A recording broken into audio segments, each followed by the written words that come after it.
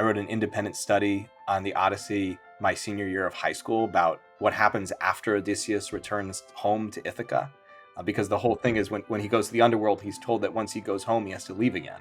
For ourselves, and I relate this to our goals, that our goals are like the journey home to Ithaca for Odysseus, which is once we reach our goals, it's time to set out again. The goal is a destination that we only get to experience for a moment before it's time to journey to the next one. When I work with clients, both in the men's group and one-on-one, it's how do you relate to the process of your goal, the process of getting there as your result, as what to enjoy versus the fruits of your labor? Because once you accomplish what you achieved, it's time to set out again. After you celebrate, after you acknowledge yourself, it's time to get back in the ship and go forth once more.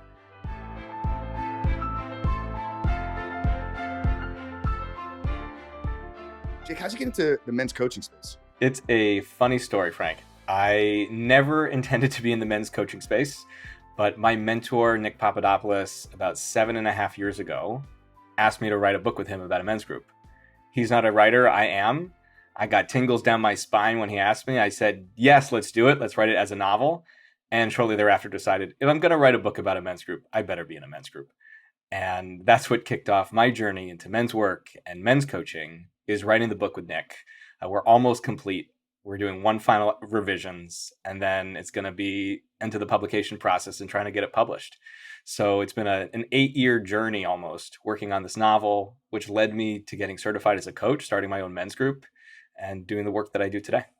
Yeah, so seven years working on a book, man. That thing's going to be jam-packed, man, right?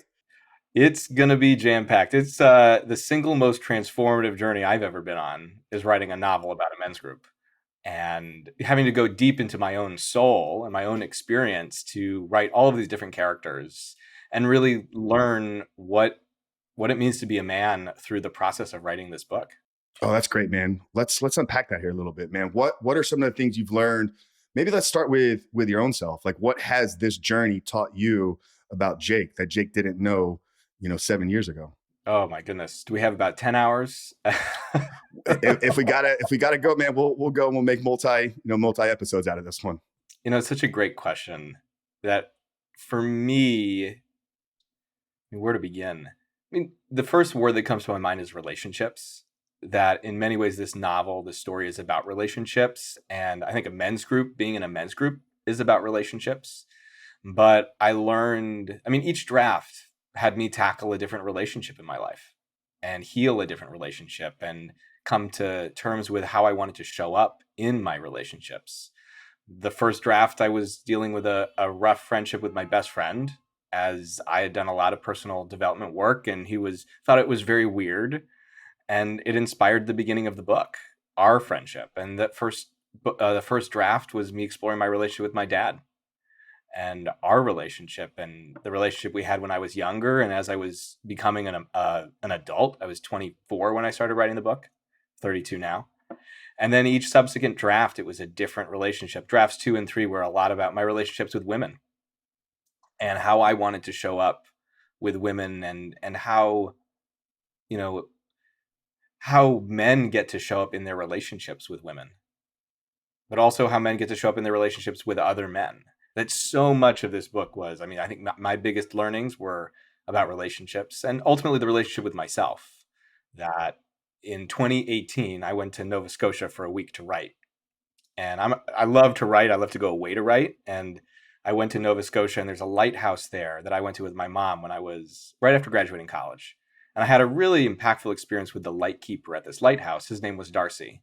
And he actually inspired the name of our protagonist in the book, whose name is Darcy. And I was struggling with a lot of things at that time, both the book and the relationship I was in my own career. And I was going to go to this lighthouse where I thought, I'll have this epiphany. I'll figure out who I am and what I need to do. And it was April, and there was a big ass snowstorm, and I got stuck 2.7 miles from the lighthouse and I called myself the worst names you can possibly imagine. And on the drive back to Halifax, which was a 3-hour drive, I started singing to myself. It's one of the ways that I process. And I realized that a man cannot find his light in a lighthouse. He must make it for himself. And that came from writing the book. that I would not have had that recognition and chosen this path without going to Nova Scotia for a week to work on this novel, and without trying to go to that lighthouse and realizing that I didn't need the lighthouse at all, that the light I was looking for was the light that I had within myself. That's beautiful, Jake. Thank you for sharing that story. In your opinion, you talked about some key important relationships there, right? You talked about relationships with friends, specifically your best friend kind of served as like the launching pad. You talked about male-female relationships, the importance of maybe intimate relationships. And then you kind of touched on the relationship with your father as well. And I even heard you mention a little bit about the relationship with yourself. Curious, in your opinion, what's the most important relationship in a man's life? Absolutely with himself. And that goes for a man or a woman, anybody. The most important relationship we have is with ourselves, because the way that we see the world is a reflection of how we see ourselves. Oh, that's great, man. And I would agree there as well. Where do you think most people? I think you and I would probably both agree that's probably a vast majority of the issues that men, women, relationships are facing. Couples, marriages, is oftentimes rooted in either a self-destructive relationship with yourself, or any other type of adjectives we want to attach to that. So where do you see that a lot of men are struggling most in their relationship with themselves? The biggest thing that I see in running groups and working one-on-one with men is so many men don't believe that they matter, that they put others first. They think they need to look and show up a certain way. They take care of other people without taking care of themselves. They believe in happy wife, happy life. That there's this deep-seated belief of that they don't matter, that they're not good enough. And I think that is the biggest issue in that relationship with self that I see affecting men, is when someone doesn't believe that they matter, they make choices that are destructive for themselves and for others. And they end up looking in the world for evidence for how they don't matter, and thus how other people don't matter too. Yeah. Now there's a big, talk in the, in the male space, the masculinity space. We've had great conversations here about the importance of becoming a provider in the home, being a protector of others, stealing from kind of Ryan Mickler's language over that order of man, protect, provide, preside. All of those are focused on the external relationship. So, hearing you say it's like we got to begin to kind of look within and work on that inner stuff. But everything I think that I'm hearing that's talked about in the men's relationship space is, no, you got to show up for others. So if a guy is kind of recognizing that, hey, maybe there's, maybe I am too external, where does he start in improving his relationship with himself? One of my favorite ways to tackle this is to ask men, how would you spend your days if you had a 7-year-old with you every day, all day? What would you make sure a 7-year-old had? And inevitably they say, I make sure they get enough sleep, that they eat 3 meals, that they have time to play with their friends, they do some entertainment, take a nap in the afternoon. They have a full day. And I always ask, well, how are you doing that for yourself? And inevitably they say, not at all. That the invitation is, how do you take care of yourself like you would if you were a 7-year-old? To give yourself those basic human needs. Because how can you protect? How can you provide? How can you take care of? How can you create safety? How can you love others if you're not doing those same things for yourself? That's beautiful, man. God, I really love that whole perspective, man. And it's something I've talked about as well. The need to become childlike in certain times, and the need for play, engaging activity, play. I think there's a scripture in Matthew somewhere that Jesus says, "Those will not reach the kingdom of heaven if they something in terms of becoming childlike." Right, and I think there's a lot of truth. We kind of mentioned before we hit record, like like we've kind of removed a lot of like these fundamental truths from society. So I absolutely love that approach. So in addition to returning to a childlike state, what's the next step for a guy to then improve his relationship with himself? Well, it really depends on where that rupture is with his relationship with himself. And, I think it's so individual, but there's a lot of healing that's involved. And it really is getting clear on what's that core belief that he has about himself. That we all have core beliefs about who we are. I like to call it our myth. That's what Nick and I call it in our novel, is we all have a myth about who we are. And the myth is the big story. And inside of a myth, there's always a hero and there's always a monster. And a myth can't exist without either. And we call that the monster your minotaur. It's I'm a big Greek history buff. I loved the Iliad and the Odyssey growing up. I was a huge Hellenophile, just couldn't get enough of ancient Greek stuff, and Nick's Greek, so he gets it too. Uh, that the Minotaur comes from the Greek myth about Theseus going into the labyrinth to kill this beast who had a bull's head in a man's body. And we each have a Minotaur lurking within ourselves. It's the nasty story we have about who we are. So as a man who is working on his relationship to himself, it's getting really clear on what is that disempowering belief about that I have about who I am. Do I believe I'm not good enough for anybody, or that I'm going to end up all alone in the world, or that I'm a broken piece of shit? Excuse me, I don't know if we can curse, but I said it anyway. So, because our beliefs, those minotaurs are really nasty and mean. And they're the things that we look to make true in the world. I don't matter is ultimately a minotaur, but they tend to be a little bit meaner than that. So once a man gets really connected with this is my disempowering belief, this is my minotaur, then he can turn towards his higher purpose. What is his hero? Who does he want to be for the world? What's the difference he wants to make for others? And that's when you start to look external. But the beautiful thing about a higher purpose is when you look to create it in the world, you're taking care of inside of it. If I look to create safety in the world, and my whole thing is I love creating home for people, a place where they feel safe enough to go take risks and be wholly authentically who they are, that when I create home for people in the world, I create home for myself. I love that, man. Are you familiar with Donald Miller's work at all? Donald's the founder of Story Brand, which is a massive marketing company. They they teach how to kind of like write copy for pages and kind of how businesses can leverage the story, whether it's of the founder or the story of the mission.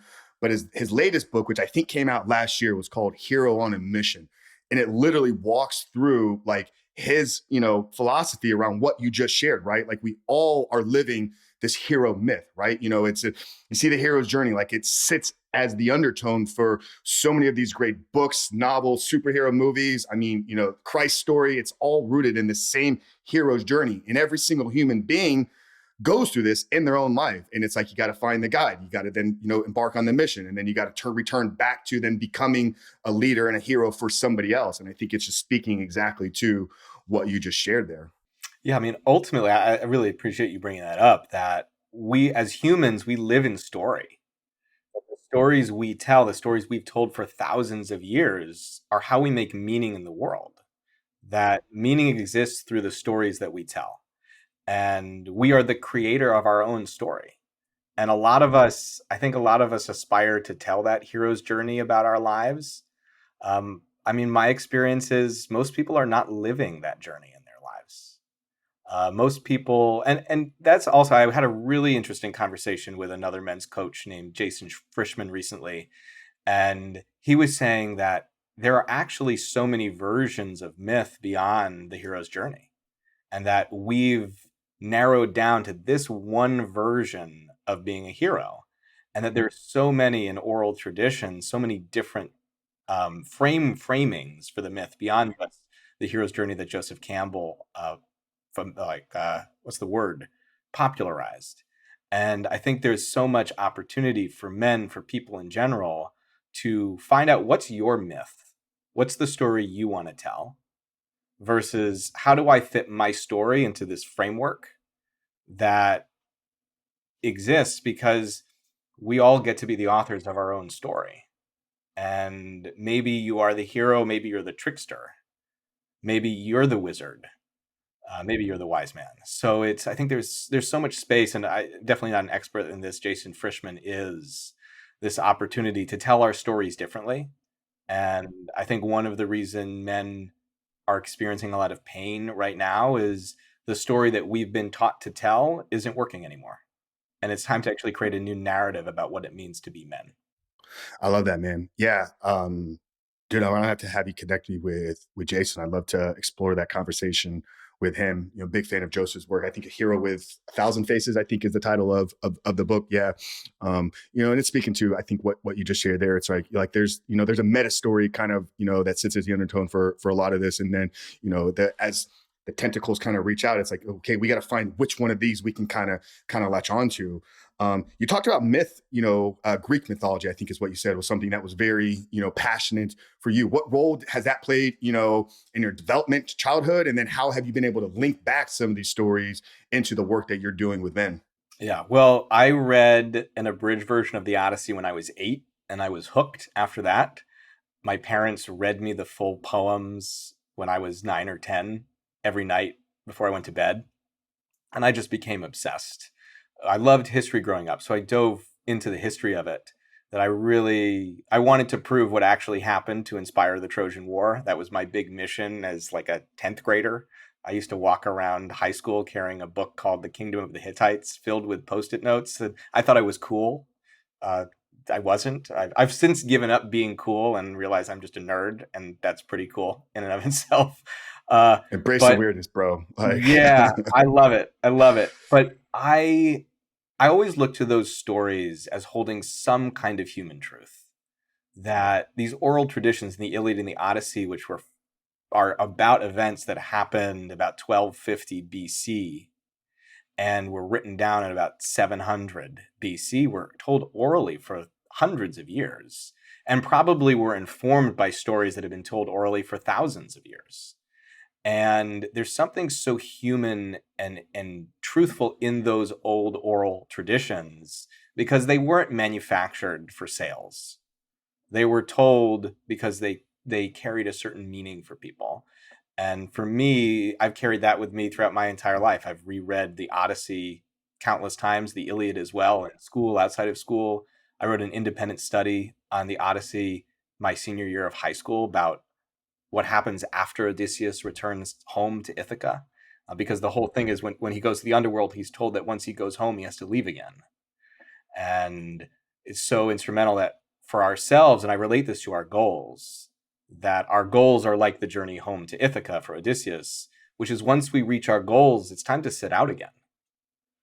The goal is a destination that we only get to experience for a moment before it's time to journey to the next one. So it really is, I think, when I work with clients, both in the men's group and one-on-one, is how do you relate to the process of your goal, the process of getting there as your result, as what to enjoy versus the fruits of your labor? Because once you accomplish what you achieved, it's time to set out again. After you celebrate, after you acknowledge yourself, it's time to get back in the ship and go forth once more. And I've carried that with me, I mean, into my work professionally. The most recent translation of the Odyssey, which was the first one done by a woman named Emily Wilson, she writes at the beginning that the whole poem is about how you welcome strangers into your home. And she asks in the preface, because in the Greek world, there was this law, I forget, I think it was called Xenia, which was the law of strangers. That when someone showed up at your door, the first thing you did was you fed them, you gave them something to drink, and only after they had ate their full did you ask who they were and where they came from. And you didn't know if they were a criminal or if they were a hero, or if they were a god. And so in the preface, Emily Wilson writes that to imagine someone knocks on your door and they're dressed in rags and you don't know if they're a god or a criminal or a hero, but you invite them in to sit at your table and you ask how they are. And I remember reading that and thinking, how often do we as individuals not invite the parts of ourselves that we're frightened of to sit at our table, to confront the parts of the strangers in our soul to come sit with us. And I mean, you can extrapolate that outside the self, but I think it's so fascinating because, again, I believe that how we interact with ourselves is how we interact with the world. And if we're not inviting the strangers in ourselves to sit down at our table, we're definitely not inviting the strangers out in the world to do so. Yeah, man, dude, wow, I'm locked in on this one, Jake. Everything you're sharing is just like just hitting me, just like so much. I mean, you pointed to it, right? These foundational human truths, right? Like you mentioned, like this version of the Odyssey is, invite the neighbor in, right? Like Jesus says, love thy neighbor. He literally got down on his hands and knees and washed their feet. So I think that there's just so much truth to all this. And I'm not sure if you're a fan of Jordan Peterson's work, but he talks about, how these oral stories and traditions have been passed down, and what makes them so meaning. The fact that we can latch onto them is, in order for a story to be carried orally for thousands of years through multiple generations, it's like the most important parts of it were the only things that were left over. There's none of this like extra filler. Like, I'm sure you've read so many books, you're like, there's no need for this part to be in there, but all that has been stripped away. And it's literally like, these are just like, these are true. Like, and you can't deny any of it. And then speaking to like not inviting our stranger in. So I don't know if you're familiar with the work that I do. I mean, obviously outside of this podcast, we serve men here, but my company, Rebuild Recovery, we help guys that are struggling with a pornography addiction. And oftentimes porn, has become a replacement, or it's become an escape outlet. It's like, we can't sit in our own, destructive thoughts. We can't sit in our own, whether you want to call them demons, or, the minute the voice kind of rises up and said, hey, you need to go do these things. It's like, I don't want to do that. Let me go run over here and try to, distract, avoid, sedate myself. So what you're speaking to, the importance of inviting the stranger of ourselves into our own lives. What are some, getting it practical here, in the men's work? Like, how do you help men, begin to listen and invite that stranger of themselves in? Yeah. One, I want to say, I think the work you do is really important. I think pornography is actually, I remember being exposed to it when I was a kid and not knowing, and my dad having a conversation with me about it. And I mean, years ago, I stopped watching it because I didn't like it. But I have watched so many people turn to pornography over relationships because it's easy. And I mean, we live in an addictive culture where we're constantly looking for these ways of ease versus the real grappling with our souls. And so the work you do is so valuable, and I just want to acknowledge that. Um, which kind of transitions into, how do you invite the stranger in? How do you confront these parts of yourself? How do you sit with that discomfort? I think part one is you don't do it alone, because there's actually a lot of research that says healing takes place in community. And it's so important to surround yourself with other people who are similar and different. And when we have new members join our men's group, the first thing we do is have them share a list of 15 things they don't normally share with other people, to begin promoting and encouraging that vulnerability to be seen, and that your deepest, darkest secrets, we don't really care. Like, we care about your experience and what you've gone through, but unless you're someone who's really, really, really, really bad, most people haven't done things so egregious that we're not going to love them anyway. And I know people have held on to secrets and not wanted to share secrets, and they share them, and everyone's like, wait a second, I thought like you ran over someone's puppy. And the secret was the equivalent of, I remember one guy, he never, excuse me, he never graduated from college, and he told everybody he did and held on to it for 15 years. And it was this shame, this deep shame that was with him for so long. And he shared it in the group, and people were like, that's it, dude? Like, that's your big secret? So that's part of inviting the stranger in, is doing it where you're not alone at the table, where you're with people you trust, where you're with people who are supporting you, with people who will put their arms around you physically and metaphorically as you invite your stranger in, who will sit there and listen and be empathetic, but also challenge you to let go. I know when I first wrote the first draft of the men's group novel, I wrote about the Minotaur, that you have to kill it, that you have to go into the labyrinth and cut off its head. And I was so jazzed up. I was like, I got it. Like, I figured it out. You just got to eradicate that disempowering story you have about yourself, which is a version of the stranger. And the more work I did on it, the more I realized that no, it's not about killing the Minotaur, because your story cannot exist without it. It's about becoming friends with it. It's about loving it. It's about appreciating it. It's about acknowledging it and knowing that it served a purpose that no longer is working for you, but it's not your enemy. It's a part of who you are. And I think that's the same thing with the stranger. How do you get to love those parts of yourself that you don't love? How do you become friends with the parts of yourself you want to avoid and run from and use pornography or alcohol or sex or exercise or television or social media to run away from? How do you become friends with that and learn to appreciate it? Yeah, man.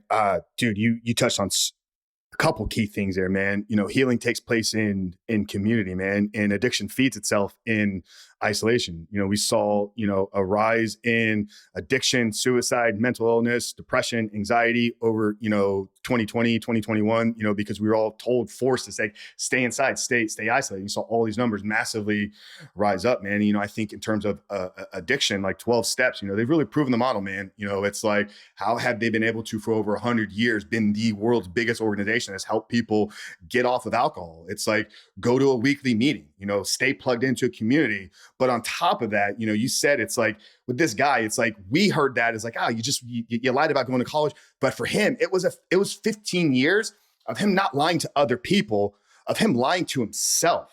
Right. And that's now creating a relationship with himself, which we've been touching on this entire conversation of, he's a fraud. So everywhere he goes, he shows up with this subconscious identity of like, I'm a liar, I'm a fraud. I'm like, and what I know about the human,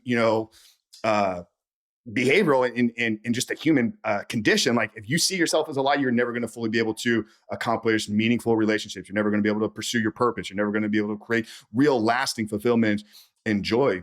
I had Dr. Anna Lemke on, who runs Stanford's addiction department. She wrote the book Dopamine Nation. Has 25 years, has been really leading the forefront on research, clinical work in the addiction space.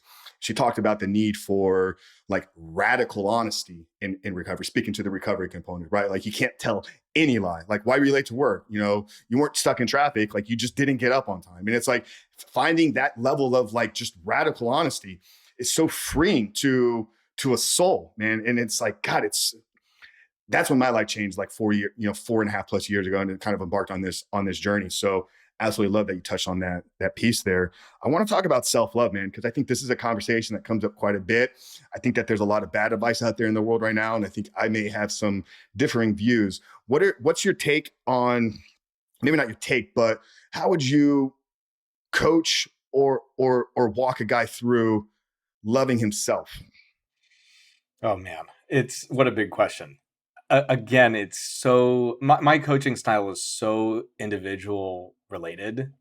I'm a very responsive coach, so it really depends on who I'm working with. But I actually I'll use an example. I was just working with a client before our call. There's a really smart man. He's a programmer. He has a lot of ideas, super creative. And he's had a really hard time channeling his creativity.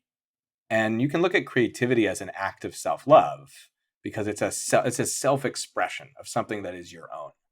And what we spent the session doing was just coming up with ideas and giving him the space to actually dream. And that's one way I would work with a client. Now, I've been working with him for about 5 months. So we're in the tinkering stage as we conclude our work together. And our work was a more corporate engagement.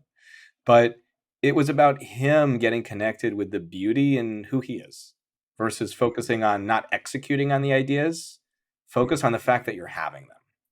And I think many ways it's identifying and speaking to men. And I'm a really big fan of this process I learned from David Peterson, who's the former head of coaching at Google. He unfortunately passed away earlier this year. Brilliant coach, one of the best coaches I've ever worked with. And he said that learning is a cycle made up of action and reflection. And so everything that I do is this cycle, and I added in learning is a cycle made up of action, reflection, and sharing. And so if I'm working with a man on self-love, the first step is actually some reflection, which is, what does it mean for you to love yourself? What does love mean? What's your relationship to love? How did you experience love when you were growing up? How do you experience love now? Really for him to get connected to, what does love mean to him? Because I certainly don't have the answers for that person. I'm a really strong believer that the best sustainable change comes when people create their own solutions to their own opportunities. That I have my own perspective, I have my own questions, but Frank, you're the expert on your life. You have experiences that I couldn't possibly know about. And so it would be so presumptuous of me to, for example, tell you how to love yourself, but so much more worthwhile to dig in with some exploratory questions to get you connected to what does it mean for you to love yourself, and then come up with some very clear action steps to take from your insights, for example. What role do you see discipline, like self-discipline, self-accountability, maybe structure and boundaries playing in self-love? And here's how I kind of want to maybe point. I don't want to point you in a specific direction for your answer, but where I'm kind of coming, or where I've come up with these ideas, is we think about a parent's love for their children, right? You know, I think most parents, I don't think you have kids, but I think most parents would say that they absolutely love their children, probably more than they love themselves or anything else in the world. Now, we could question if that's the right way to actually look at it, but through that expression of love for their children, they set up boundaries for what the kid can and cannot do. They put structure into their life. They make sure that they have discipline and accountability, because they know that their real love is going to be their child reaching their fullest potential. I think so many people, I don't want to say most people, but so many men that I've encountered in, and maybe this has been a similar, thing for you as well, is so many men don't have any structure, accountability, discipline in their life. And they're just kind of, aimlessly running through these things. Like, you want to love yourself, reach your full potential, reach absolutely everything that you are capable of doing. And I think that's my idea of like what real self-love is. Am I fully utilizing all the gifts that have been given to me? Not just utilizing them, but am I actually developing them and then using them, like using what you said there, to share with the others? That's kind of the genesis of what this podcast is, right? It's like, we're here for a purpose. We need to be intentional about the development of that, but then we need to bring that purpose to the service of others throughout the world. So curious your thoughts around discipline, structure, accountability, and kind of these concepts in terms of how we use that for self-love. I think they're really important. And accountability is one of the pillars that we use in our men's group. And accountability begins with the self, but it extends beyond it. That I think it's so important for people as they grow to love themselves and to develop that self-love, to hold themselves accountable, to allow others to hold them accountable, to share about what they're doing so that others can say, you said you were going to do this and you didn't do it. One of the biggest things I see in men, and I'm guilty of this of myself occasionally, is not taking care of my health. And so many men don't take care of their health. They drink too much. They don't exercise. They don't go to the doctor. They get hurt, and instead of going to the ER, they suck it up because they're men and they know better. And all of those are versions of not loving yourself. They're versions of not thinking you matter.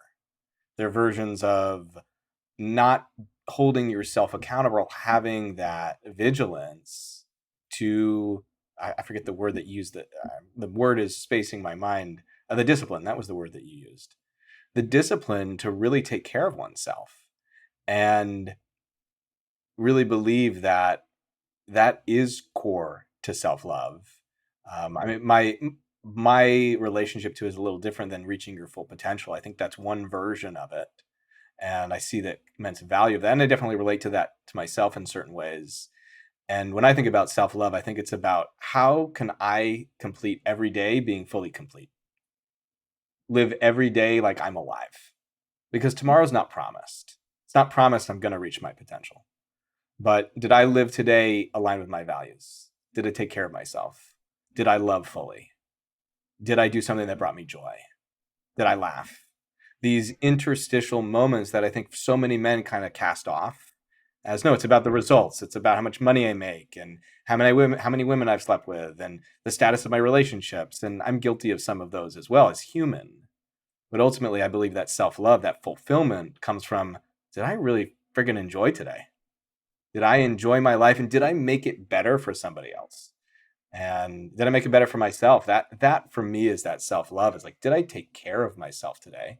And I think that has to do with discipline. It has to do with accountability. If I don't go to the gym, which I haven't been doing recently because I decided to prioritize writing instead, that was a version of loving myself. I was like, right now, writing is more important than the gym. And I know that can't last forever. Eventually, I'm gonna have to go back to the gym because that's going to be loving myself. It's I don't believe it's not static. It's fluid. It varies, and each individual, everybody who's listening, you know what it means to love yourself, or if you don't have access to that now, you have the potential to figure out what it is for you. What are your thoughts on happiness? And is chasing happiness, pursuing happiness, a worthy aim? Is it a worthy goal for a man to say, my goal is to be happy in life? One of my favorite lines of a workshop series I did years ago, they said happiness is like gas. It just happens. And I really like that because I, the honest answer is I don't know. And I think it really does depend on the individual. For me, what I chase is fulfillment and self expression and that feeling of being alive.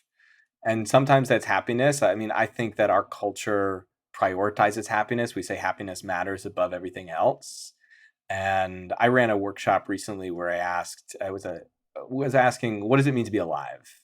And people were like, it means being in flow, and it means being happy, and it means like having big accomplishments and fireworks and awesomeness. And what I offered was being alive also means feeling really bad. Being alive means feeling the highest highs and the lowest lows.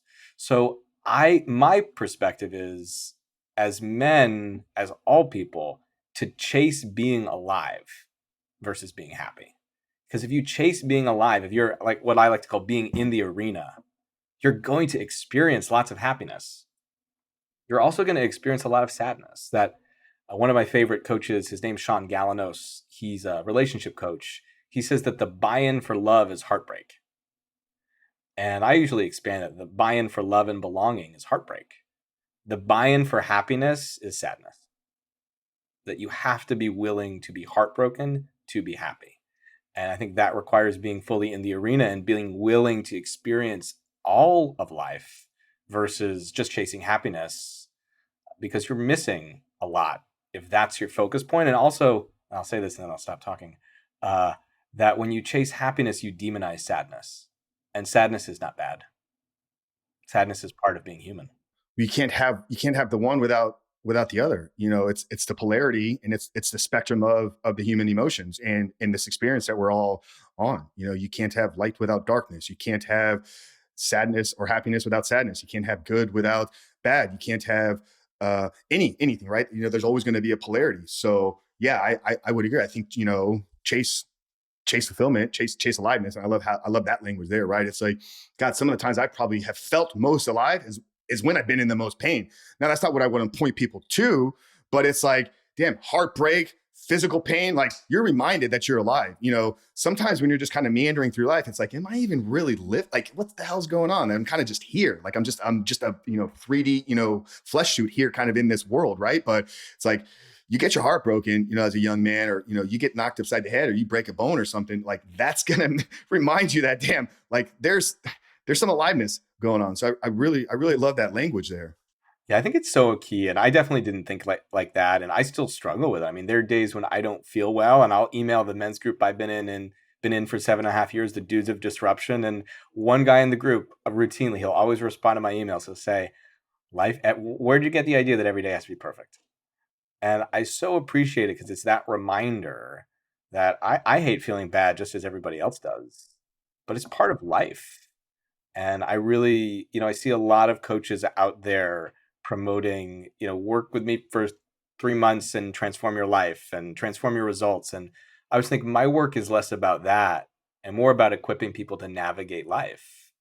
That life has ups and downs. It's, as I write in the book, life is a turbulent storm upon a mighty sea, and even turbulent storms are beautiful. That all of life is beautiful, and it's equipping people with the skills to navigate it and end up on the other side proud of how they've shown up. Like that, that's the other, I guess that's what I'd say. You talked about chasing happiness. I think it's about chasing being proud of yourself. Regardless of the results at the end of the day or the end of the year, the end of your life, are you proud of the man that you were? Are you proud of the choices that you made? Are you proud of how you navigated your mistakes? Are you proud of how you ended relationships? That are you proud of the choices and who you were? Like that's the measure of a man in my mind, or that is my measure for myself.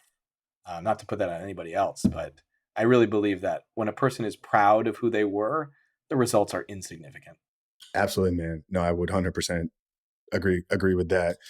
Um, Male friendships. I think I heard a stat that 11% of men that were questioned on this report to having zero close personal friends. I may be off in that statistic. You probably know a little bit better than I do, but it's a large number. 11%, one in 10 men. Like if you look at a room of 10 men, like there's going to be one guy in there that has nobody in his life. And I think they define close friendships as somebody you go to in time of crisis. Who do you reach out to when you're having a bad day? Who do you help process a breakup with? Who do you go to, when you're maybe not feeling happy and you just like, dude, I'm in a rut right now. Like, so there's a large amount of men that don't have that person in their life. And I think you can look at some movies, man. And I forget who I talked about this on the podcast with, but it's almost like this lone wolf syndrome has almost been kind of like heroized, right? You look at a lot of superheroes, Bruce Wayne, Batman, like lone wolf, right? He's all out there on himself. So it's like stories being told over here, like men don't need men, but then we look around the world and it's like there's a crisis of men, masculinity, male relationships, and 1 in 10 men don't have a male figure in their life that they can go to. What's driving this? What's the root of what this crisis is? I think you nailed it with the lone wolf syndrome. I think well, not we, but so many people here in the States grew up with John Wayne, like the lone wolf, the lone ranger, that we've idealized men going at things alone, and that it's actually manly to be alone, to do things alone, to never acknowledge if you're sad or angry or struggling.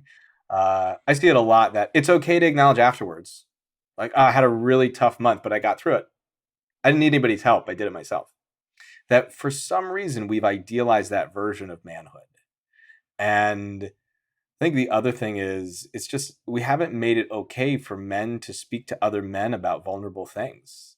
And I think it's changing in the younger generations. I don't have kids, so I don't know, but I know with Gen Z, I think this is shifting, but I don't know. I'm not Gen Z. That when I was growing up, I didn't feel comfortable going to my male friends and talking about puberty or talking about girls or talking about what I was struggling with. I always remember a time in college, my best friend and I, we used to go to the campus deli every week. And when one of us was struggling, the other would look at him and say, "So, how's life?" And it was our way of saying, "I know it's really hard for you right now, but I have no idea what to say." Because we weren't taught that it was okay. And I would go to women. I would open up to women. It's always safe to share with women. I know a lot of men feel safer opening up with women. It's why there's so many challenges in marriages these days and relationships where a man makes his wife therapist, lover, girlfriend, spouse, mother, mom, like administrator. And it destroys the intimacy in a relationship because no one should be that everything. And I know a lot of men, they'll say they get married, and if they were to get divorced, they'd have no friends because they lose their friends for their spouse's friends.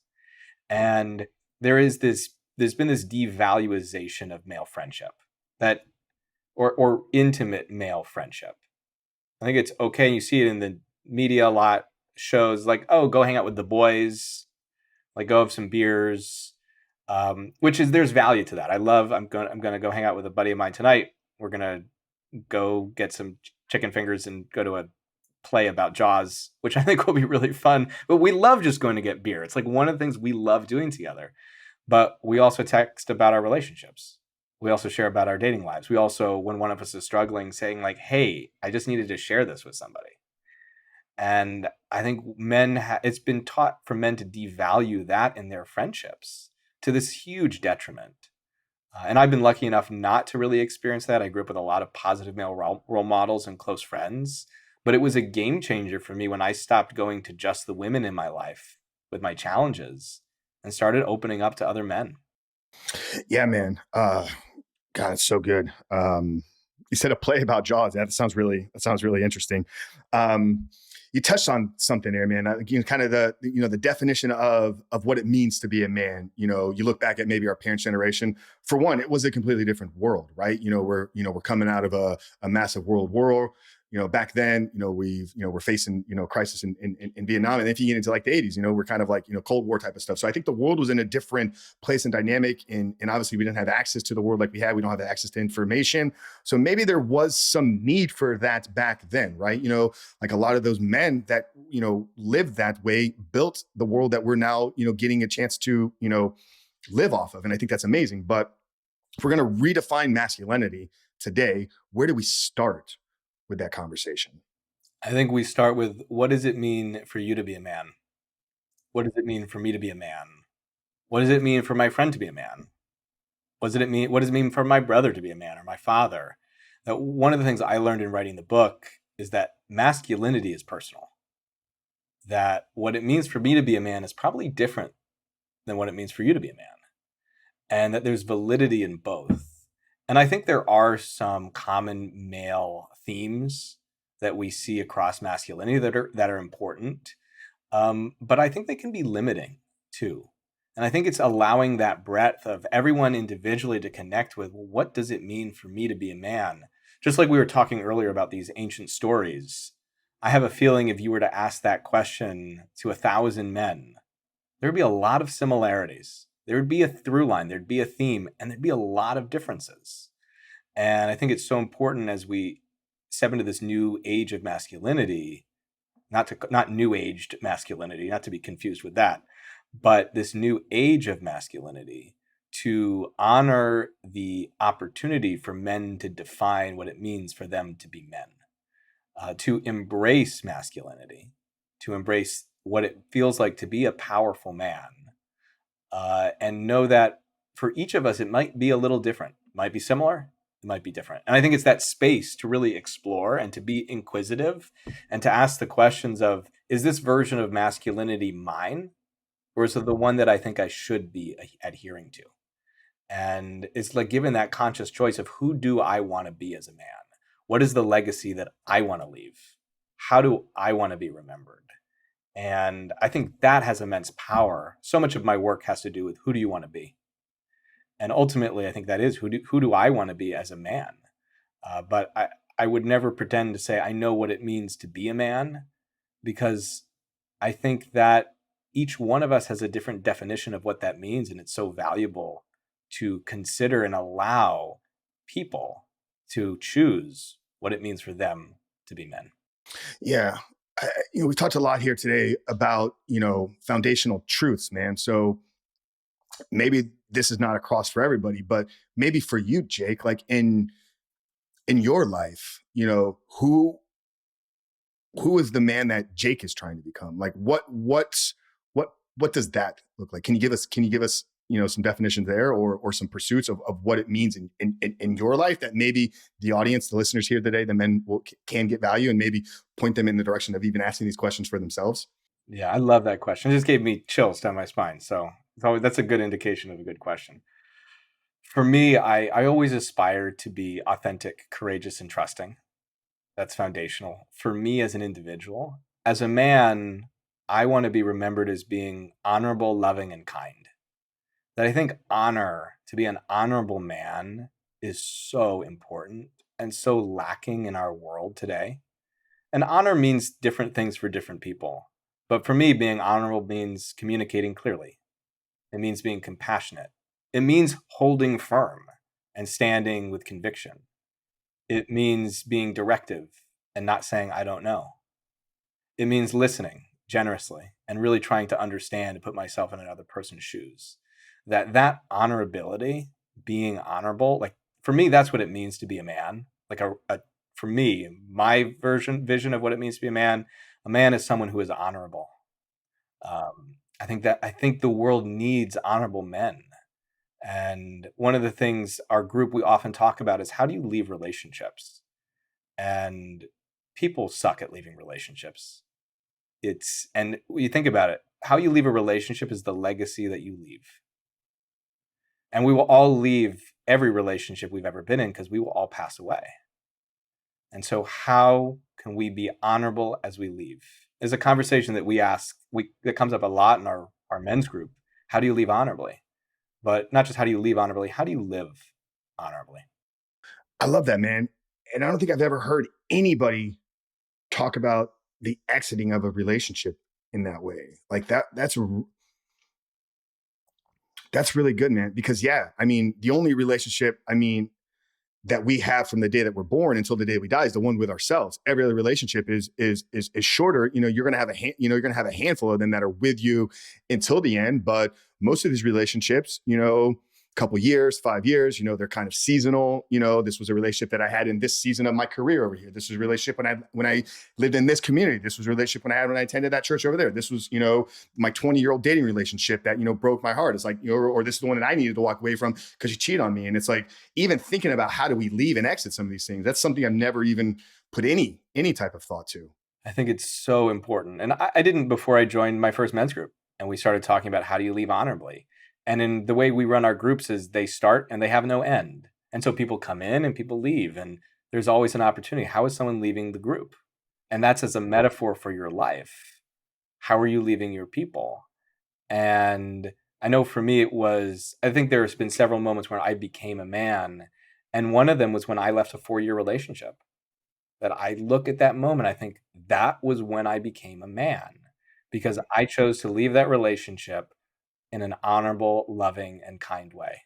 And it was one of the hardest things I've ever done. And one of the things I'm most proud of, because that was me being a man. And I look at so much in our society, and listen, I had a conversation on another podcast recently. You can't always leave a relationship honorably. Sometimes you just got to get out, especially if it's an abusive, dangerous one.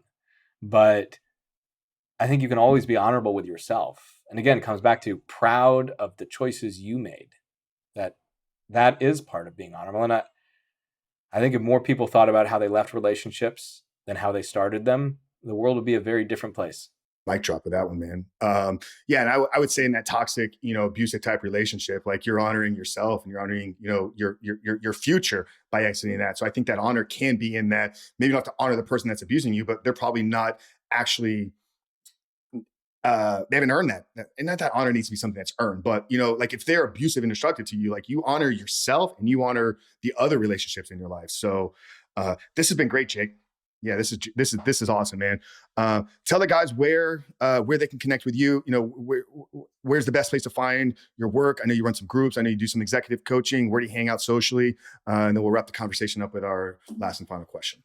Awesome. Well, first, Frank, looking at you. It's all good, brother. I have relationships in my life that have been relationships for 20 years that call me Rich. So okay, it's I'll call you Rich. okay. Yeah. All right, Rich. Well, first, just thank you. It's been an absolute pleasure having this conversation with you. I really value your insight and your perspective and getting to talk about all of this. For those of you interested, you can find me in a couple places. I'm on Instagram at the Coach Jake. I don't post very often, but I am there. You can also find me at jakefishbein.com and at thearenaseries.com. That's where the men's work is. And keep an eye out on bookshelves for sometime in the indeterminate future for the men's group by Jacob Fishbein and Nicholaos Papadopoulos. It's going to be out there eventually, and it's going to change the world. So really excited for that in the future. Yeah, absolutely, bro. I'm excited for that as well. Guys, we'll have all that information plugged down there in the show notes. If you're watching it on YouTube, it will be in the video description. And Jake, man, let's stay connected, stay plugged in, man. If there's anything we can help you with the launch of the book, you know, I think it'll be obviously something that will be really helpful and needed for the men here as well. So that's great. And I really, really appreciate your time and insights on everything here today as well. I think we touched on some things through a perspective that I haven't you know discussed here. You know, at 217 episodes, it's interesting. You always learn something new, man. So I absolutely appreciate you as well. We like to end every episode here with the same question. Obviously, the title of the show is called "The Superhuman Life." I touched on it a little bit earlier on about my views and beliefs around what living a superhuman life is, and it really is a belief system for me. It's a way that I try to show up in the world, and it's coming from the place that I do think that we're put here for a purpose. Like Jake and Frank aren't talking today by accident. There's meaning and purpose behind all of this, but knowing that there's a purpose, I don't believe is enough. You must be intentional about your development of that purpose, and then bringing that to the service of others, right? And that's obviously why we do this podcast for free. So that's my take. That's my thought wrapped up, you know, about what it means to live a superhuman life. But I always like to end the episodes by getting the guest take. So Jake Fishbein, how would you find living a superhuman life? Oh man, what a great question. Oh, what it means to live a superhuman life. what comes to me right away is like living all out, like being authentically you, self-expressed, and living to the fullest. That doesn't mean not having regrets. It doesn't mean not making mistakes, but it means really going for it. And at the end of the day, I guess living a superhuman life means looking back at it at the end and thinking, I'm proud of who I chose to be. Absolutely, man. Chasing that full potential. Guys, connect with Jake. Follow him on IG. Check out the website. Check out the Arena series. Do some great work in the men's coaching space. If you got value out of this episode, guys, you can support us in one of two ways. You know, we've seen a lot of tremendous growth here over the past few months, and it's all because you guys are out there sharing this episode. So if there's a man in your life that needs to hear today's conversation, do us a favor, but do him the blessing by sharing this conversation.